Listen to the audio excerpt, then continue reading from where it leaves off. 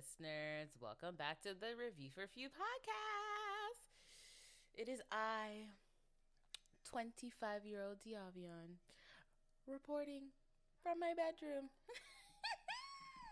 Can I just say, oh my god, I had a really good birthday weekend. I did karaoke on Friday and it was like the best thing ever. I loved the crap out of it. I need to do karaoke more often. We had a private room, so it was really nice. It was only $68.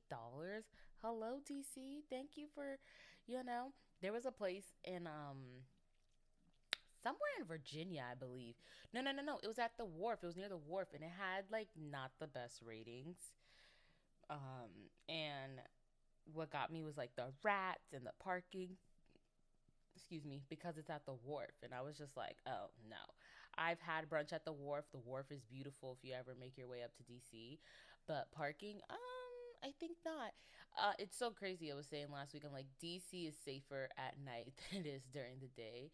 And it's simply because, like, at night, like, the nightlife, like, people are just trying to have a good time. They're trying to, the vibes are there. Like, they are there. Okay, you don't need to make it up. Like, even if you're having a bad time, you can't possibly continue having a bad time with the nightlife in DC. It's not the worst thing ever. But yeah, that was karaoke. That was so fun. My outfit was so cute. Denim on denim on denim.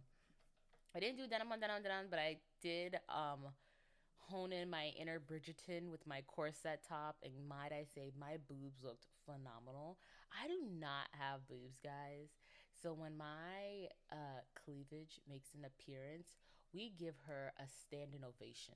Encore, encore. Like, I loved it so much, and I got my entire outfit off Shein. Well, the top and the bottom off Shein. The shoes I got from Amazon, and they were Guess, and they were these denim bow heels that were so cute.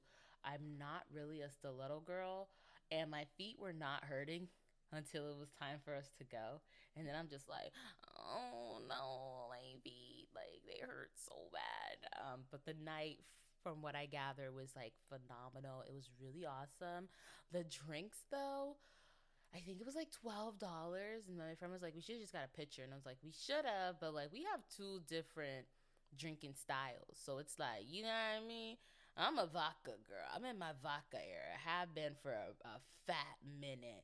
Um, so it's like, if you want a vodka, anything, I'm down. Like, anytime I go out and like I'm gonna order a drink, or somebody's, I want vodka.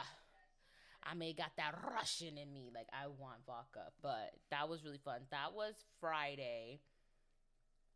Corset top and the cute little denim skirt I got from Shein, honing in my inner Bridgerton with the corset top, because oh my god, I could not survive back then. Like, don't get me wrong, the top fit, but yeah, it was squeezing everything together. I did like a little bit of waist training that night, but to like the extreme, and it was crazy because the corset, it had the clips in the front and then the tie in the back. I never undid the tie.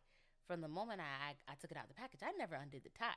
I was just like, we gonna do it the easy way, and just, vices, putting the top on and a foot in the back trying to string me up. We ain't gonna do that. We ain't gonna do that. Like, no, like, it was what it is.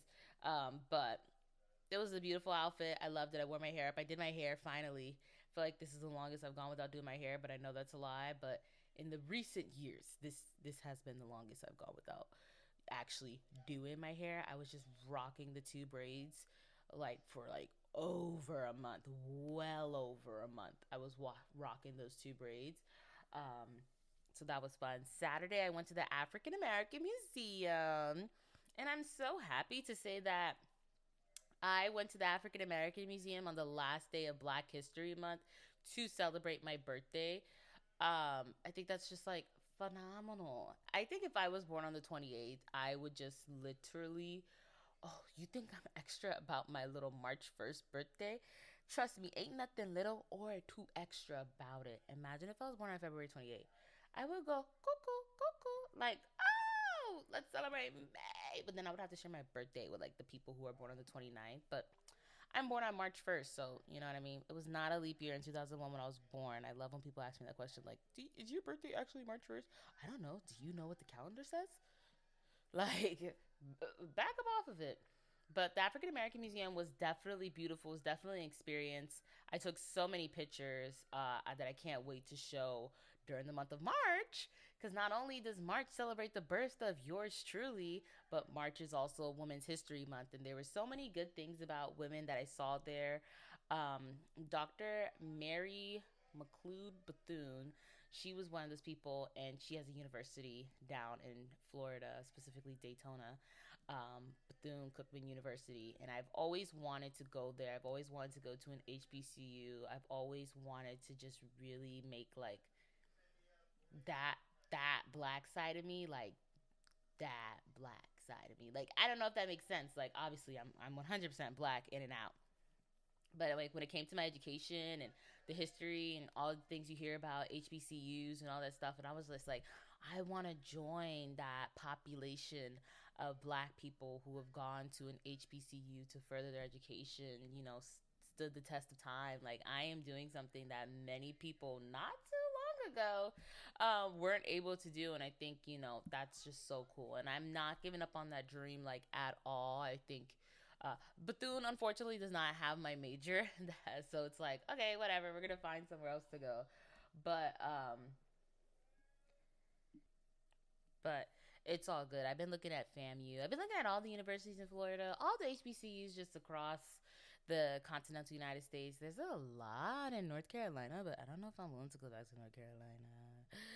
I don't want to do that. But yeah, so it was a really good experience. Of course, with the African American Museum, I saw some things that made sense. There was, about athletes, about entertainers, actors, politicians, humanitarians, just so many different categories. The museum was really, really nice. I think I could honestly go back, truthfully.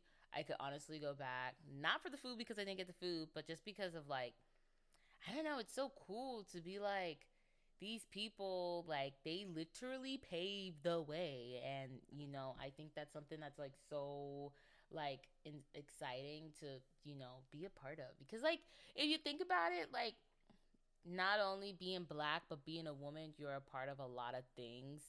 um because of those who came before you, because they refused to back down.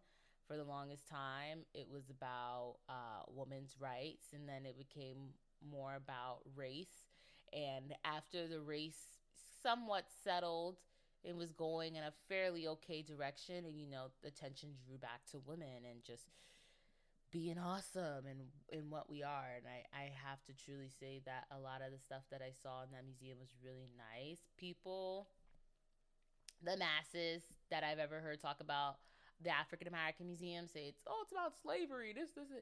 There is one section about slavery. There's literally four levels. Four levels? Yeah, there's four levels to the museum.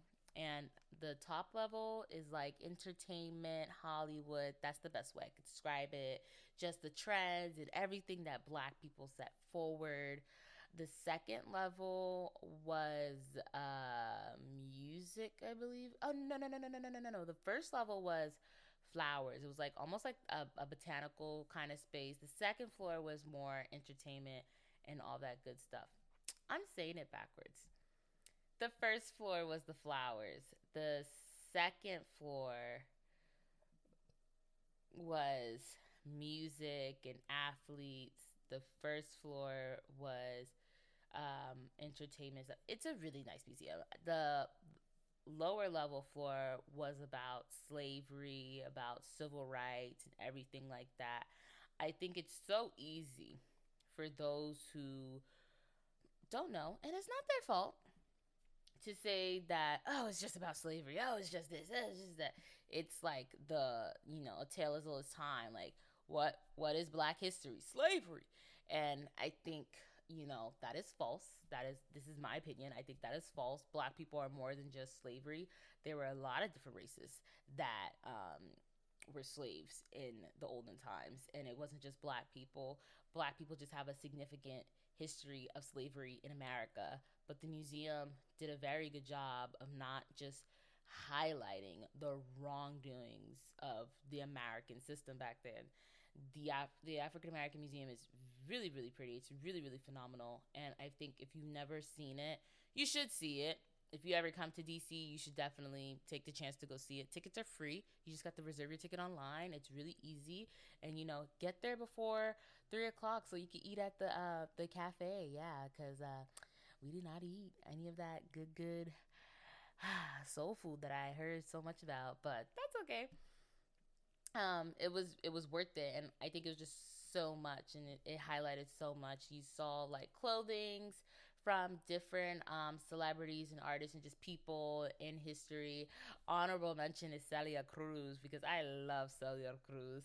I think I was introduced to Celia. I want to say I knew her but didn't really know that was her when I was in middle school. And then when I got to high school, I was just like, oh, this is Celia Cruz. And I remember there was like a documentary series about her. And I learned about her music. I learned about her in my off time. So I really love Celia Cruz. Anything for Cuba. I love Celia Cruz. And there was just a lot of good odes to different people. Of course, like musician wise, Diana Ross, Michael Jackson, Luther Vandross, Whitney Houston. There was a lot to see on that part when it came to actors and everything like that. Oh my God, what's her name? It's not Viola Davis. It was somebody else, and you saw Morgan Freeman, Denzel Washington. It was really nice. There was one part of the theater where they were playing like just small snippets from black films throughout the years, and I just want to say the amount of people who were literally just standing there watching it. I was one of them, and then I was like, I gotta go on with the rest of the museum. I gotta go on. It was like so cool to be like, I don't know you, but I feel a connection with you. I feel a little something. They had Oprah Winfrey, her magazine, her talk show, all those things she accomplished. They had a really nice not memorabilia because he's not dead, but they had a really nice ode to the Obamas. It wasn't just about President Obama, it highlighted him and his wife Michelle. I think that was so cute, so nice. They had a statue of Venus and Serena Williams in the sports part. I love Venus and Serena. Serena's obviously my favorite. I love them so much. They're the reason why I love tennis and why I used to like take playing tennis on my Wii Sports so serious. I love it. I need to get me a new tennis racket, but I love it. I think all I have are the balls. How can you play tennis with just balls? Like, ugh. And table tennis, don't even get me started. But I don't want to dwell any longer because I'm already taking up so much time of the episode. But Saturday was really nice. Saturday afternoon was really, really nice. And I got my birthday cake. My birthday cake was SpongeBob theme. And I used the joke because you only turned 25 once. I used the, oh, what's funnier than 24? 25. And I just think it was so cute. I love the cake. I think it was just like so cute. It was in the shape of a heart. It had glitter. I didn't even have to ask for it because I'm not really a glitter person, but oh my God, that cake was so beautiful. The lady who did my cake did a phenomenal job. Not to mention that she was like very heavily pregnant and managed to get this cake done, and I'm so forever grateful for her. I wish her a safe delivery and much blessings for her and her family and her new baby because that cake was so beautiful. It's so delicious. I had a piece, and I'm saving a piece for the weekend because I've been actually being consistent with the gym and just life. The gym, homework, work. I've been pretty consistent, so I'm like, this cake is gonna be my treat at the end of the week. And then today I went to go get some Neapolitan ice cream. Even though I don't like strawberry, I usually just like mush it all together. But like the chocolate can't touch the strawberry. Like I was just I don't like that. But yeah, I got your girlfriend to eat good this weekend. Okay. That was really nice. Saturday I went out to dinner in the cutest dress. I got my dress from Baby Boo. If you do not know what Baby Boo is, BABYBOO. Check out their dresses. They're 100% worth it. I don't care if people are like, but it's so expensive. Yes and no. Some of them, like, yeah, you could get that off Shein, Fashion Nova, Amazon, the stores, Windsor, things like that. But some of them are so cute. My dress was a structured dress.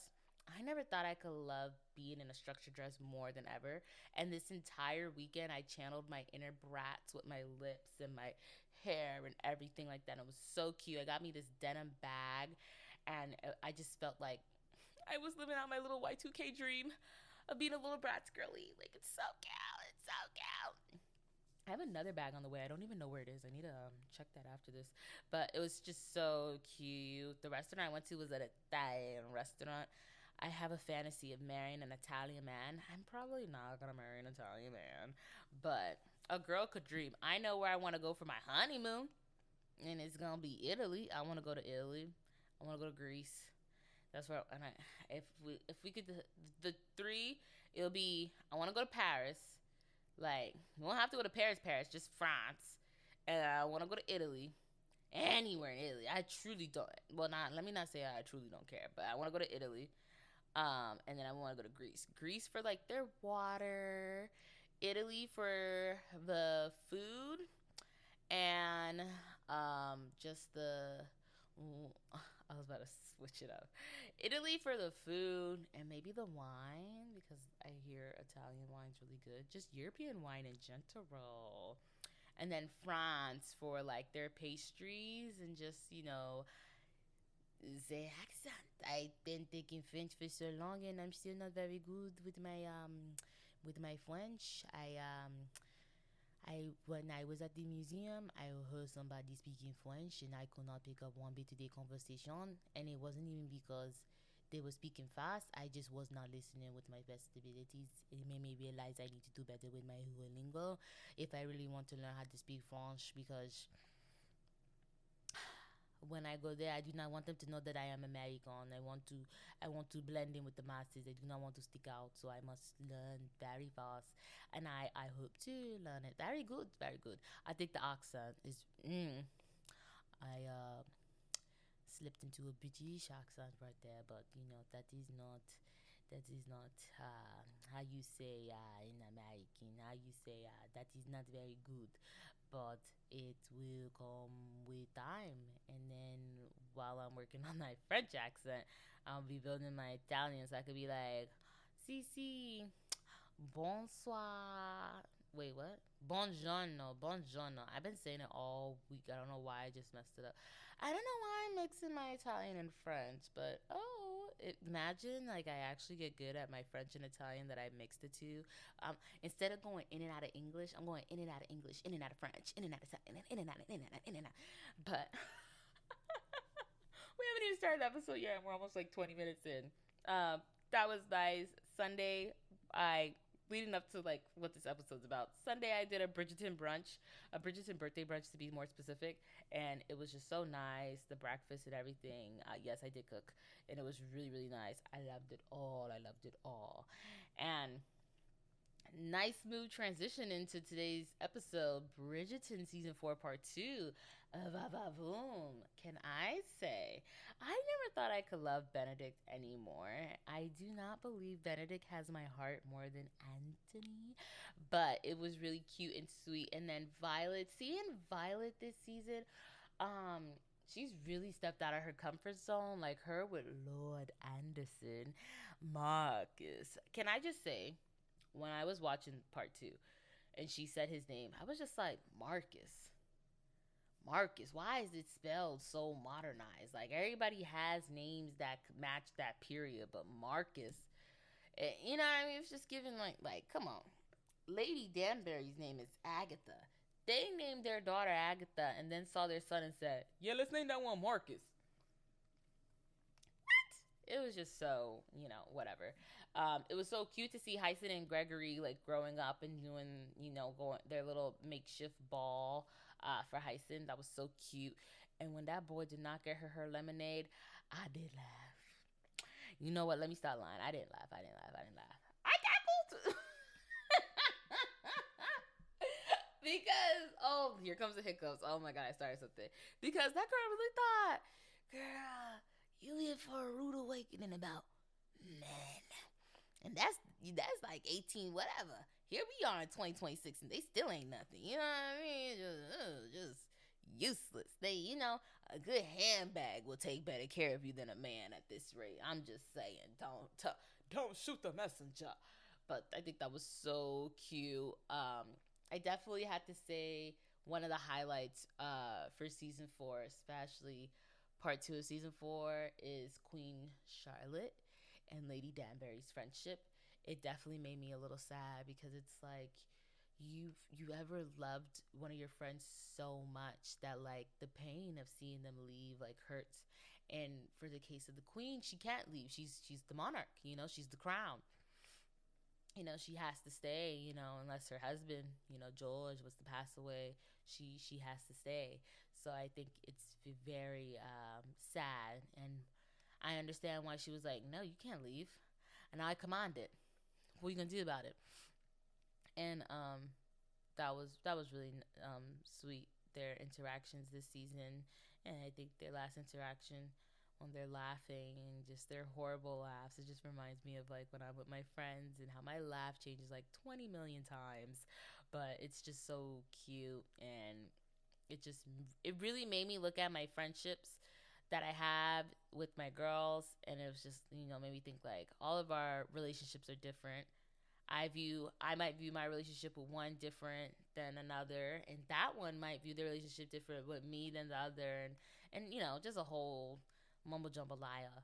And it just made me so grateful and happy for the women that I do have and are able to call my friends, because seeing them get really sad about leaving each other, I've felt that before.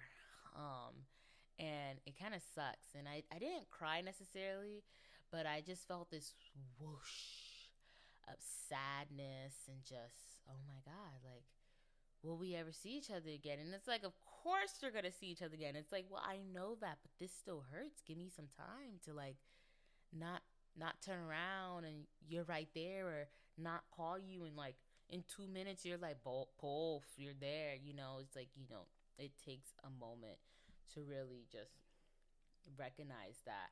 And I think their friendship really solidified that in more ways than one, and it made me really thankful for the women I have in my corner. Benedict and Sophie. Oh, I saw people on TikTok saying this season was dragged out. Boo. Season 3 was rushed and horrible. And then to make it worse, on Instagram, they were rating the seasons. And why was like season 4 the highest? Let me tell you something, right?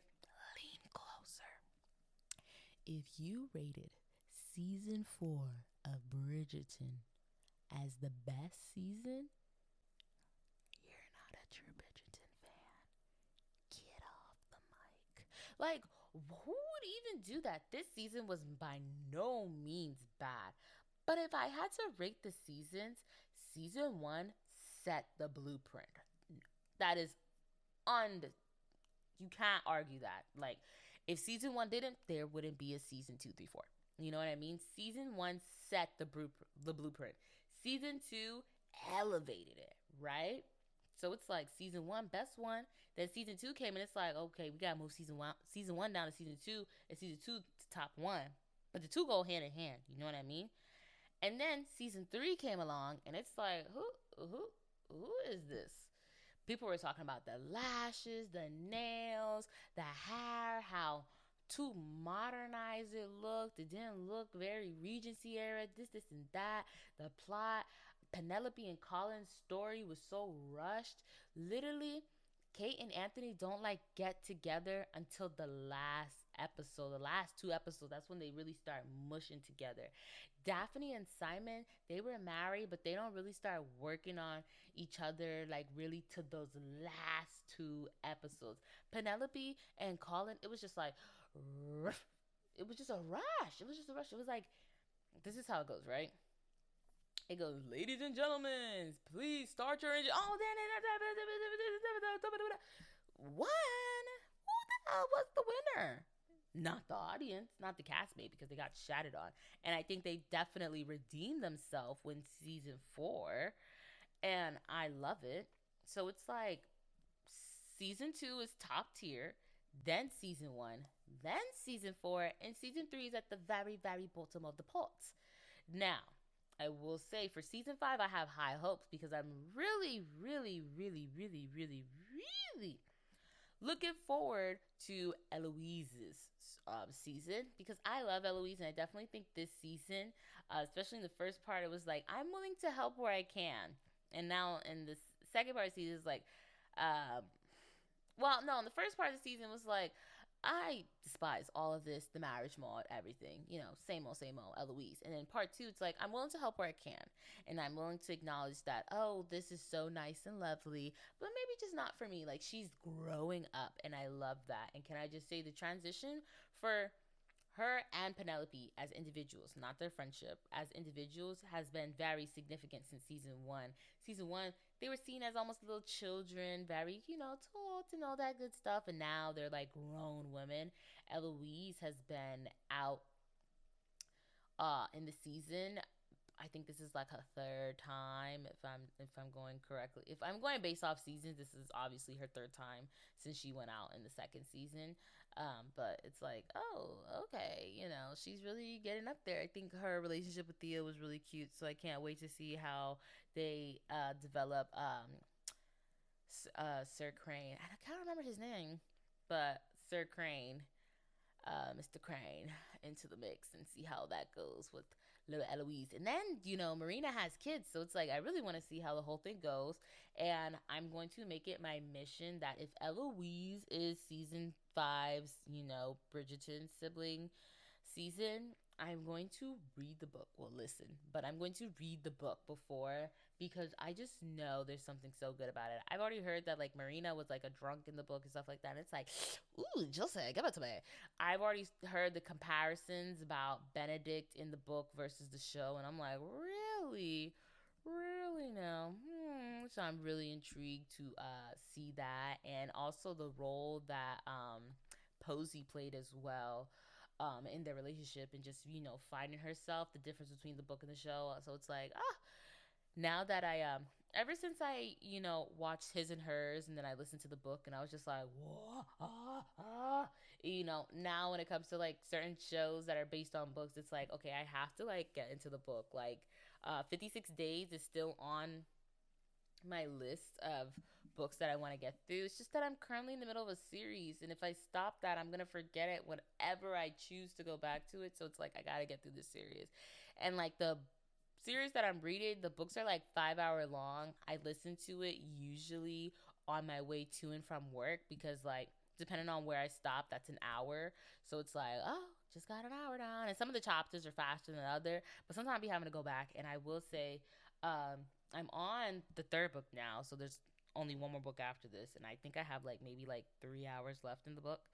I will say this one is very more explicit. I never knew I needed sex described to me, and like this is not a compliment like at all. It was just very like vulgar, and as somebody who is very honest with herself, I was just like, oh, okay. So like when I'm listening to like certain chapters of the book, I literally will be like, you know what? Some music will do me good because it's like, oh, we're getting into it, and it's like, whoa. This is still a car ride. This is a safe car ride with my dash cam watching my reaction like, girl, what you be listening to. And the book is actually a really good rated book. Maybe I'll tell you guys about it after I finish the whole series. But I'm pretty sure you probably heard about it if you like little rom-com type books or whatever. But yeah. Oh, Francesca. I felt so bad for her. So many people on TikTok were saying Francesca never loved John. Yes, she did. They loved each other. They loved each other's silence. And then, oh, I saw one where it was like when John was gone, like this, like she used to find comfort in the silence because of how, the household she grew up in. She used to find comfort in the silence. And, with John, they found comfort in the silence together. And when he passed away, it's like the silence became too overwhelming because he was no longer there. And I felt like that was just so, utterly sad. And it just made me sad. And, when she told Violet, like, you have 8 pieces of your husband and I have 0, my heart was literally so sad for her because it's like, oh, girly pop, please, please don't do this to me. I think they did a year of marriage because they married before, or yeah, they married before Kate and Anthony. And Kate and Anthony got married. Now they have a little baby Edmund. So they've been married for like a year, and she hasn't been able to conceive a child. And I feel so bad for her. And when she thought she was pregnant, I was just like, she just trying to pull like a scam to like keep the thing. And now she's a widow, so young. And I think a lot of people are like, her mother can relate. My take is I don't think her mother actually can relate because, like Francesca did say, she had 8 pieces of her husband. She has not had. She has 8 pieces of her husband.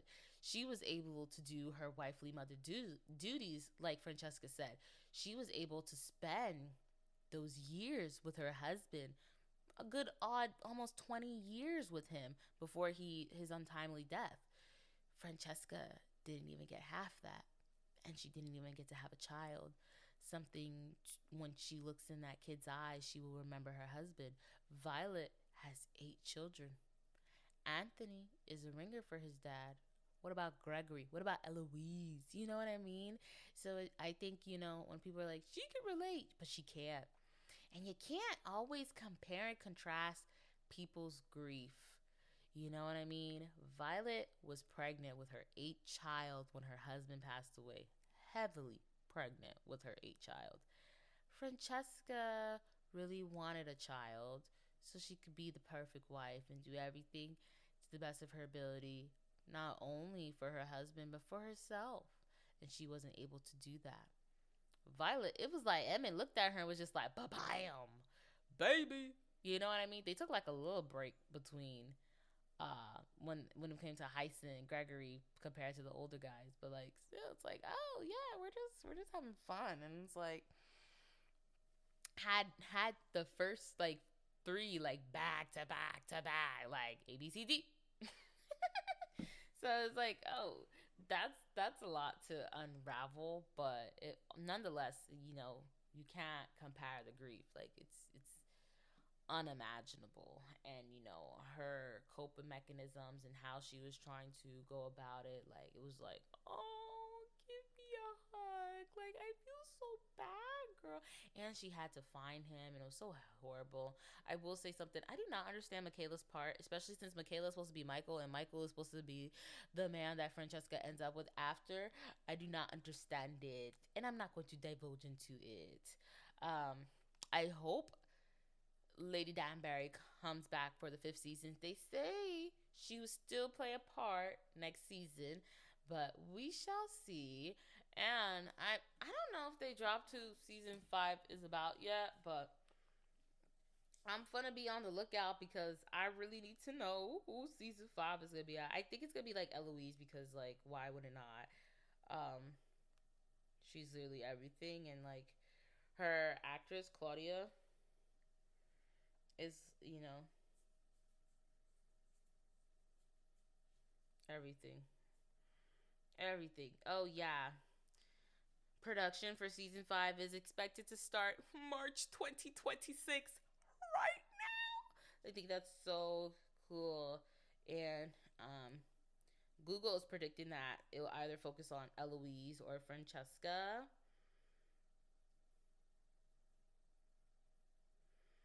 So that's fun.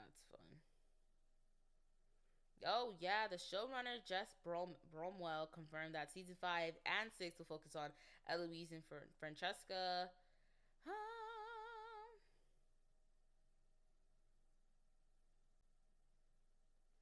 I'm really excited.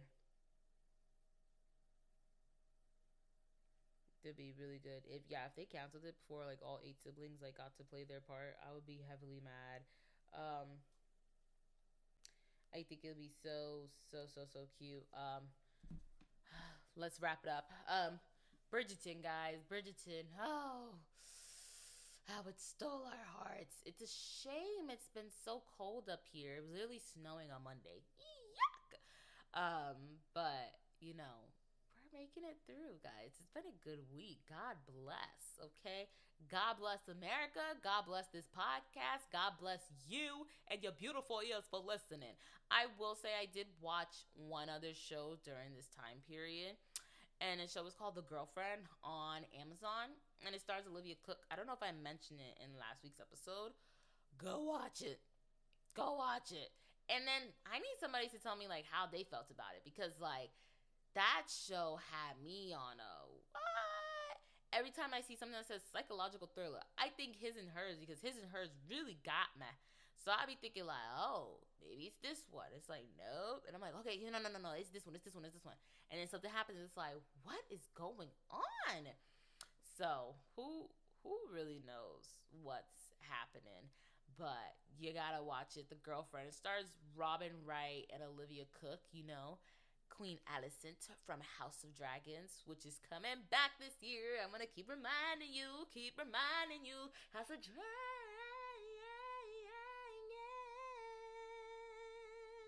Oh my god, I can't wait.